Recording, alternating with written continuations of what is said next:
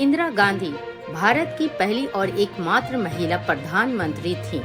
वह 1966 से 1977 तक और फिर 1980 से 1984 में उनकी हत्या तक प्रधानमंत्री के पद पर रहीं। वह एक प्रभावशाली राजनीतिज्ञ और स्वतंत्रता सेनानी थीं और भारत की राजनीति में उनकी भूमिका को व्यापक रूप से जाना जाता है।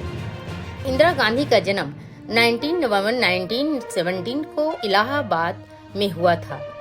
उनके पिता जवाहरलाल नेहरू थे, जो भारत के पहले प्रधानमंत्री थे, और उनकी माता कमला नेहरू थीं।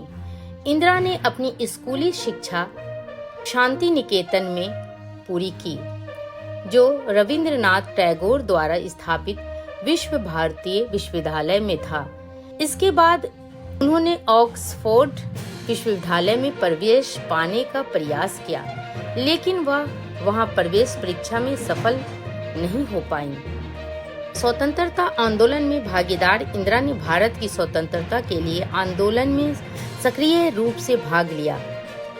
1941 में ऑक्सफोर्ड से भारत लौटने के बाद उन्होंने भारतीय स्वतंत्रता संग्राम में शामिल होकर अपने पिता की सहायता की।